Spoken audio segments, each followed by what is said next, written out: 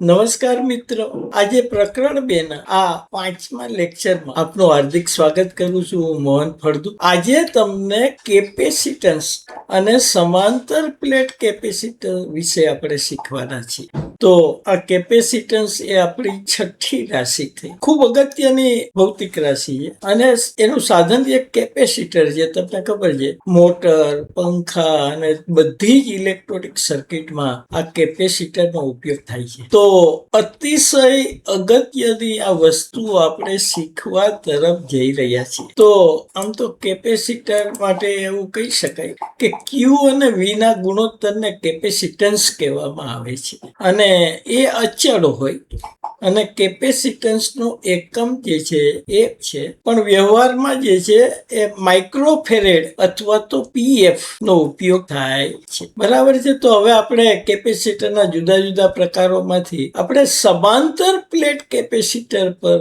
આપણે શીખીશું. તો એનું નામ જ છે સમાંતર પ્લેટ કેપેસિટર. આ દેખાય છે, બે પ્લેટો જે છે એ એકબીજાને સમાંતર હોય અને ખૂબ જ નાના અંતરે આવેલી હોય. બે વચ્ચેનું અંતર જે છે ખૂબ જ નાનું હોય. આ વ્યવહારમાં જે પંખામાં કેપેસિટર વપરાય ને સમાંતર પ્લેટ કેપેસિટર હોય. તો એમાં એલ્યુમિનિયમની ફોઇલ હોય, એની એક પ્લેટ હોય, ઉપર કાગળ મૂકી દેવામાં આવે અને એની ઉપર બીજી પ્લેટ મૂકી દેવામાં આવે. એટલે જુઓ, બંને પ્લેટો સમાંતર થઈ જાય અને ખૂબ જ નાના અંતર માટે જુઓ એકદમ નજીક નજીક કહેવાય. એટલે આ અંતર ડી જે છે વ્યવહારમાં ખૂબ જ નાનું હોય. એટલે એની શરત છે કે D square is very very less than એ.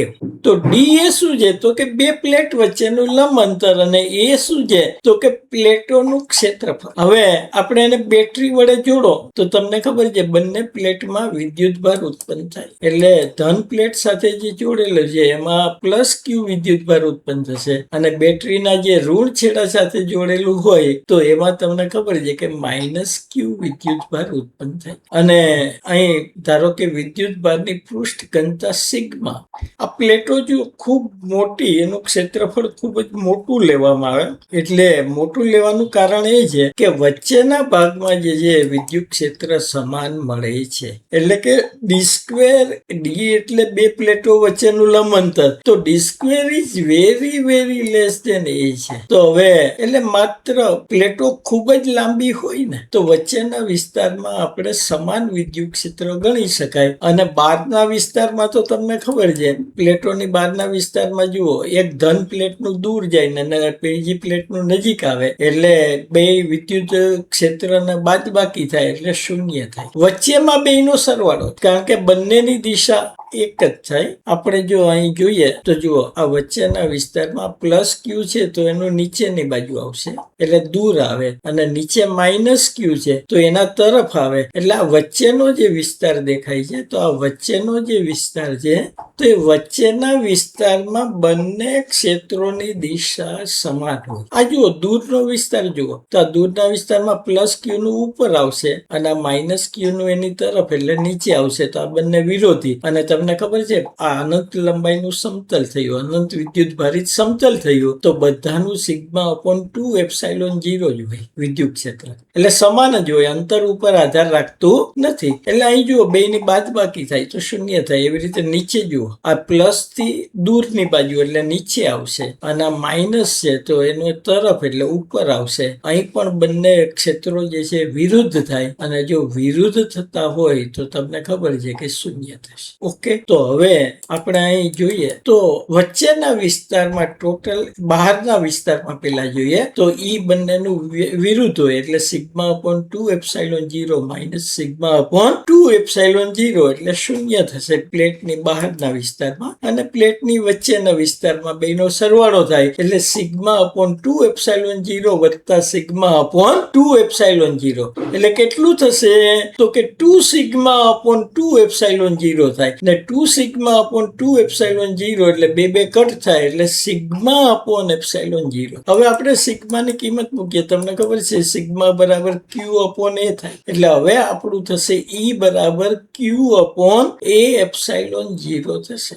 હવે તમને ખબર છે બે પ્લેટ વચ્ચેનો સ્થિતિમાનનો તફાવત ઉત્પન્ન થશે વી, તો વી બરાબર ઈડી થાય. તો અહીં ઈ ની કિંમત મૂકી દો ઉપરના સૂત્રમાંથી, તો આપણું વી શું થશે તો કે ક્યુડી અપોન એ એપ્સાઇલોન 0 થશે. તો આપણું આ જે છે આપણે ક્યુ અપોન, તમને ખબર છે સી બરાબર થાય ક્યુ અપોન વી, બરાબર છે. તો આ ક્યુ અપોન વી માં આપણે અહીં વી ની કિંમત મૂકી દઈએ, એટલે જુઓ છેદમાં આપણે ક્યુડી અપોન એ એપ્સાઇલોન 0 મૂકી દઈએ તો ક્યુ ક્યુ ઉડી જશે. એ એપ્સાઇલોન 0 એટલે છેદનો છેદ એટલે અંશમાં આવી જશે ને, એટલે આપણું સી નું સૂત્ર થશે એ એપ્સાઇલોન 0 અપોન ડી. તો મિત્રો આ તો થઈ ગયું સમાંતર પ્લેટ કેપેસિટર નું સૂત્ર, એ એપ્સાઇલોન 0 અપોન ડી. અને આ અચળ જ બરાબર છે, માત્ર એના પરિમાણ પર આધાર રાખે છે, વિદ્યુત ભાર કે વોલ્ટેજ ઉપર આધાર રાખતું નથી. આ યાદ રાખજો, માત્ર એના પરિમાણ પર જ આધાર રાખે છે. એટલે પ્લેટનું ક્ષેત્રફળ વધારો તો સી વધે અને બે પ્લેટ વચ્ચેનો અંતર વધારો તો સી ઘટે. તો આપણે સમાંતર પ્લેટ કેપેસિટર નું જોયું. હવે આપણે એવું જોઈએ કે 1 ફેરેડ એ ખૂબ મોટો એકમ છે. તો આપણે 1 ફેરેડનું કેપેસિટર, સમાંતર પ્લેટ કેપેસિટરનું ક્ષેત્રફળ અને પ્લેટની લંબાઈ કેટલી જોઈએ એ મેળવીએ તો આપણને ખબર પડે કે ખૂબ મોટી પ્લેટ જોઈએ, બરાબર છે. તો આપણું સૂત્ર તો તમને ખબર છે સી બરાબર એ એપ્સિલોન 0 અપોન ડી. તો એના ઉપરથી એ બરાબર શું થાય તો કે સીડી અપોન એપ્સિલોન 0. અહીં સી 1 માઇક્રોફેરેડ, આપણે 1 ફેરેડ લેવાનું છે એટલે 1 લઈએ. પછી એપ્સાઇલ આપણે સીડી, ડી આપણે 1 મિલીમીટર લઈશું. બે પ્લેટ વચ્ચેનું અંતર ખૂબ જ નાનું હોય, એ નાનું કેટલું લઈશું 1 મિલીમીટર લઈશું, એટલે કે 10⁻³ મીટર અપોન એપ્સાઇલોન 0 ની કિંમત મૂકી દઈએ 8.85 ગુણ્યા 10⁻12. તો આપણું સી મળશે 7.11 ગુણ્યા 10⁻, આપણે સોરી પ્લેટનું ક્ષેત્રફળ મળશે. તો આપણે પ્લેટનું ક્ષેત્રફળ મળશે 1.13 ગુણ્યા 10⁹ મીટર સ્ક્વેર. તો હવે 1.19 છે તો એને આપણે શું કરીએ, ક્ષેત્રફળ એ લંબાઈ શોધીએ. તો લંબાઈ બરાબર થશે √a. તો વર્ગમૂળમાં એ કાઢો તો પેલું આપણે 10⁸ ગણો, તો 10⁸ ગણો તો એનું વર્ગમૂળ કરો તો 10⁴ મીટર થાય. એટલે જો 1 ફેરેડ નું કેપેસિટર બનાવવું હોય તો આપણે 1 કિલોમીટર લાંબી એવી ચોરસ પ્લેટ જોઈએ, એટલે 1 કિલોમીટર લાંબી ને 1 કિલોમીટર પહોળી આવી બે પ્લેટોને એકબીજાથી એકદમ નજીક રાખવાની હોય તો વિચાર કરો ખૂબ મોટું થાય. એટલે આપણે એમ કહી શકીએ કે ભાઈ 1 ફેરેડ એ વ્યવહારમાં ખૂબ જ મોટો એકમ છે. એટલે વ્યવહારમાં કયા કયા એકમ વપરાય તો કે માઇક્રો ફેરેડ વપરાય, એટલે 10⁻6 મીટર, સોરી માઇક્રો ફેરેડ વપરાય એટલે 10⁻6 ફેરેડ. અને બીજું પીએફ વપરાય, પીએફ એટલે 10⁻12 ફેરેડ. તો મિત્રો આપણે આ જોયું. હવે પછી જે છે વાહક ગોળાનું કેપેસિટર, સમાંતર પ્લેટ કેપેસિટર જોયું. હવે વાહક ગોળો, વાહક ગોળા ઉપર તમે જો વિદ્યુત ભાર મૂકો તો ગોળા ઉપર સ્થિતિમાન ઉત્પન્ન થાય. અને બીજી પ્લેટ તમે કેમ કહો કે બીજી પ્લેટ કયા ગણવા, તો અનંત અંતરે તમને ખબર છે કે સ્થિતિમાન શૂન્ય જ હોય, એટલે ગોળો પોતે જ કેપેસિટન્સ તરીકે વર્તે છે. તો હવે ગોળા ઉપર જુઓ, આપણે અહીં વિદ્યુત ભાર અહીં મૂક્યું તો એનું સ્થિતિમાન કેટલું, ક્યુ વિદ્યુત ભાર ગોળા પર મૂકેલો છે. તો સમગ્ર ગોળામાં ક્યુ વિદ્યુત ભાર રહેલો હોય તો વી બરાબર કેટલું થાય તો કે ક્યુ અપોન આર થાય. તો સી બરાબર ક્યુ અપોન વી, એટલે અહીં વી ની કિંમત મૂકો કે ક્યુ અપોન આર, તો ક્યુ ક્યુ ઉડી જાય અને આર છેદનો છેદ એટલે અંશ થઈ જાય, એટલે આર અને બાકી શું વધે તો કે આર ના છેદમાં કે આવશે. અહીં જો આર એટલે ત્રિજ્યા ઉપર જ માત્ર કેપેસિટન્સ આધાર રાખે છે, બંને અચળ. ગોળો ફિક્સ હોય તો એનું કેપેસિટન્સ પણ ફિક્સ. હવે કે ની જગ્યાએ તમને ખબર છે 1/4πε0 લેવામાં આવે, એટલે 1/4πε0 એટલે છેદનો છેદ એટલે અંશ થઈ જાય 4πε0. એટલે સી બરાબર તમે આ બીજું પણ આ રીતે સૂત્ર લખી શકો કે 4πε0. હવે આપણે પૃથ્વીની ત્રિજ્યા તમને ખબર છે 6400 કિલોમીટર છે, એટલે 6.4 ગુણ્યા 10⁶ મીટર થાય. તો એના ભાગ્યા 9 ગુણ્યા 10⁹ કરો તો આપણને 711 માઇક્રોફેરેડ મળે છે. એટલે આપણી પૃથ્વી જે છે એને ગોળો કલ્પના કરો તો એનું કેપેસિટન્સ જે છે એ 711 માઇક્રોફેરેડ મળે છે. તો હવે એના પછી મિત્રો જોઈએ બીજો પ્રશ્ન કે ભાઈ આ સમાંતર પ્લેટ કેપેસિટન્સ પર ડાઇલેક્ટ્રિકની શું અસર થાય. તો પેલો ડાઇલેક્ટ્રિક પદાર્થ એટલે તમને ખબર છે કે અવાહક જે છે એ પદાર્થ છે એ ડાઇલેક્ટ્રિક પદાર્થ તરીકે કાર્ય કરે છે. અવાહક પદાર્થ એટલે મોટે ભાગે ડાઇલેક્ટ્રિક પદાર્થ તરીકે જુઓ, હવા પણ મોટે ભાગે અવાહક છે. એટલે કંઈ ના હોય તો બે પ્લેટ વચ્ચે હવા તો છે જ, એ ડાઇલેક્ટ્રિક નું કામ કરે છે. પણ હવા માટે ડાઇલેક્ટ્રિક અચળાંક જનરલી 1 ની આજુબાજુ ગણવામાં આવે. બરાબર. બીજું મેં તમને વચ્ચે કીધું હતું, આ જે વ્યવહારમાં વપરાય છે, આ પંખામાં અને મોટરમાં અને સમાંતર પ્લેટ કેપેસિટન્સ વપરાય, તો એમાં એલ્યુમિનિયમની 2 ફોઇલ હોય એટલે એ ધાતુની પ્લેટ તરીકે વર્તે અને વચ્ચે કાગળ મૂકે, ઘણામાં પાણી રાખવામાં આવે. તો આ બધા જે છે ડાઇલેક્ટ્રિક પદાર્થ તરીકે, કારણ કે પાણી પણ મંદ વાહક છે એટલે અવાહક ગણવામાં. તો આપણને એ તો ખબર જ છે કે 2 પ્લેટ વચ્ચેનું અંતર d હોય, પ્લેટોનું ક્ષેત્રફળ a લેવામાં આવે અને દરેક પ્લેટ ઉપર વિદ્યુતભારનું મૂલ્ય q છે. q બરાબર સિગ્મા અપોન 2 એપ્સાઇલોન 0 થશે. અને બીજું કે ભાઈ આ 2 વચ્ચે જો કંઈ પણ ડાઇલેક્ટ્રિક પદાર્થ ના હોય તો V0 બરાબર ED મળે. એટલે એનું કેપેસિટન્સ આપણે હમણાં જ સૂત્ર જોયું, એને આપણે C0 વડે દર્શાવીએ. 0 એટલે વચ્ચે શૂન્યાવકાશ અથવા તો હવા.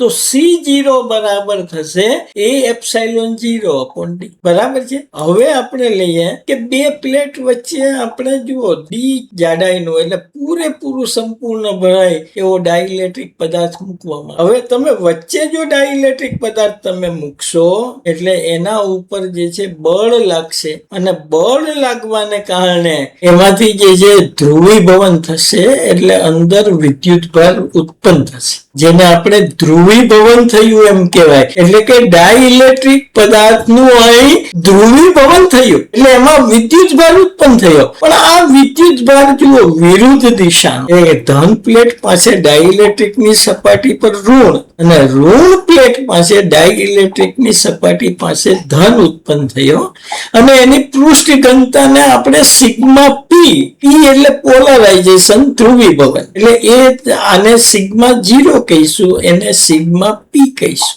અને આ સિગ્મા 0 અને સિગ્મા પી બંને એકબીજાને વ્યસ્ત હોય. સિગ્મા 0 એટલે ખબર છે ને, વચ્ચે કઈ ના હોય ત્યારે પૃષ્ઠ ઘનતા. હવે તમને ખબર પડી ગઈ કે ભાઈ ટોટલ બંને વિરુદ્ધ હોય અને વિરુદ્ધ હોય એટલે શું થશે તો કે E બરાબર E0 માઇનસ E ડેશ થશે. અહીં E ડેશ કેટલું થશે તો કે સિગ્મા પી અપોન એપ્સાઇલોન 0. તો અહીં બંનેની કિંમત મૂકીએ. Sigma upon epsilon 0 minus sigma પી અપોન એપ્સાઇલોન 0 એટલે કોમન કાઢો તો સિગ્મા માઇનસ સિગ્મા પી અપોન એપ્સાઇલોન 0. બરાબર છે. તો હવે આપણે V બરાબર ED થશે. તો હવે શું થશે તો કે સિગ્મા માઇનસ સિગ્મા પી D ઇન્ટુ એપ્સાઇલોન 0 થાય. બરાબર છે. તો હવે આપણે અહીં સિગ્મા માઇનસ સિગ્મા પી, તો એ સિગ્મા ને એટલે કે કુલ પૃષ્ઠ ઘનતા જે એના સમપ્રમાણમાં હોય છે. અને કુલ પૃષ્ઠ ઘનતા કેટલી હોય છે તો કે સિગ્મા અપોન A જેટલી હોય. કુલ પૃષ્ઠ ઘનતા કેટલી હોય તો કે સિગ્મા અપોન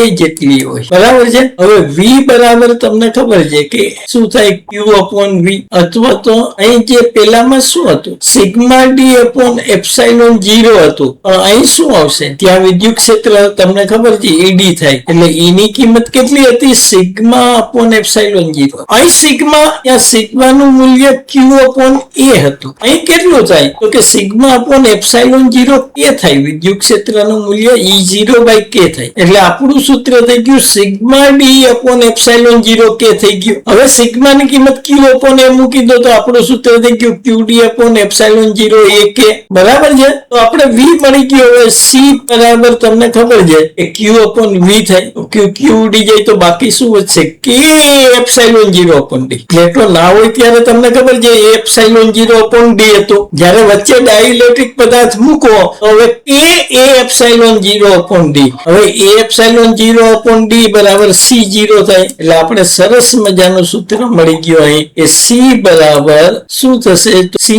અપોન C0 બરાબર K થશે. એટલે કે C બરાબર KC0 થશે. હવે K શું છે તો કે ડાઇલેક્ટ્રિક પદાર્થ એટલે કે માધ્યમની પરમિટિવિટી અને શૂન્યાવકાશની પરમિટિવિટીના ગુણોત્તરને K કહેવામાં આવે. એટલે તમને ખબર છે ડાઇલેક્ટ્રિક અચળાંક એ એકમ રહિત છે. બરાબર. અને C અને C0 નો ગુણોત્તર લેશો તો આપણને જો એ મળે, એટલે કે એનો અર્થ એમ થાય કે C બરાબર Kc0. એટલે વચ્ચે તમે જો ડાઇલેક્ટ્રિક પદાર્થ મૂકો તો એનું કેપેસિટન્સ જે છે એ ગણું વધી જાય. હવે જુદા જુદા પદાર્થના ડાઇલેક્ટ્રિક અચળાંક જુદા હોય, જુદા જુદા પદાર્થના ડાઇલેક્ટ્રિક અચળાંક જુદા હોય. ધારો કે આપણે જનરલ જો કાગળ કે એવું કઈ લઈએ તો એનો 80 ની આજુબાજુ, એટલે આટલા ગણું કેપેસિટન્સ વચ્ચે કાગળ મૂકતા 80 ગણું કેપેસિટન્સ ના મૂલ્યમાં વધારો થાય. એટલે આ બીજો ફાયદો છે વચ્ચે કાગળ કેમ મૂકવા. તો આપણે અહીં 5મા લેક્ચરમાં સરસ મજાનું શીખ્યા. હવે